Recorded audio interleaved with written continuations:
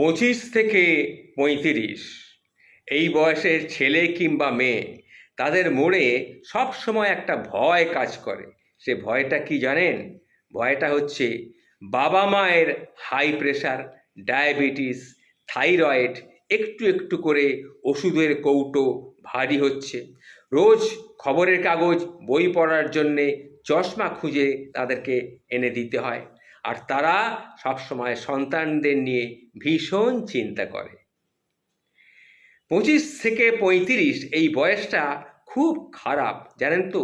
এই বয়সে আমাদের মধ্যে, অর্থাৎ যাদের 25 থেকে 35-এর মধ্যে বয়স, তারা বাবা মাকে হারিয়ে ফেলার একটা আতঙ্ক তাদের মধ্যে কাজ করে। তারা চোখের সামনে তারা দেখতে পায় তাদের বৃদ্ধ বাবা মা আরও ক্রমশ বৃদ্ধ হচ্ছে। এটা একটা সত্যি যন্ত্রণা। একটা সময় বাবা মা যতটা গর্ব করে বলে আমার সন্তানটা অনেক বড় হয়ে গেছে, ঠিক ততটাই ভয় নিয়ে সন্তানরাও বলে বাবা মার বয়স হয়ে যাচ্ছে। এর চেয়ে কষ্টের বোধহয় আর কিছু হয় না। বাবা মা ঘুমিয়ে থাকলে অদ্ভুতভাবে তাদের ঘরে গিয়ে বারবার দেখে আসি, সব ঠিক আছে তো? বাবা মা ঠিক করে ঘুমোচ্ছে তো? ঘুমের মধ্যে সুন্দর করে নিঃশ্বাস নিচ্ছে তো?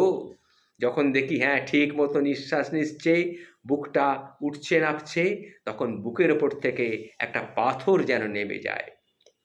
ছোটবেলায় যারা আমাদের শিখিয়েছিল তাড়াতাড়ি ঘুম থেকে উঠে সবুজ প্রকৃতির দিকে চোখ বুলালে আমাদের চোখের দৃষ্টি বাড়ে, সেই মানুষগুলোকেই যখন পাওয়ারওয়ালা চশমা পরতে দেখি তখন বুকের ভেতরটা কেমন যেন অজান্তেই মোচড় দিয়ে ওঠে। আমরা বড় হই, সেই সাথে আমাদের বাবা মারাও ক্রমশ বৃদ্ধ হতে থাকে। এই যে চোখের সামনে নিজের বাবাকে, নিজের মাকে একটু একটু করে বৃদ্ধ হতে দেখা, এই যে যন্ত্রণা, এটা বোধহয় বয়সের সন্তানগুলোর, যাদের আমাদের মতো বয়স, আমাদের মতো মানে আমি যা 25 থেকে 30 বছর বা 35 বছর বা 40 বছর বয়স যাদের, তাদের কথা বলছি, তারা ঠিক অনুভব করতে পারে। তখন তাদের মনে একটাই কথা বিধাতার কাছে তাদের বলা, হে বিধাতা,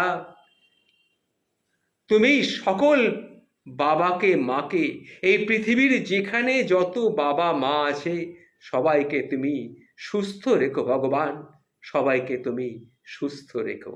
এটাই তাদের একমাত্র কামনা হয়ে দাঁড়ায়। নমস্কার বন্ধু।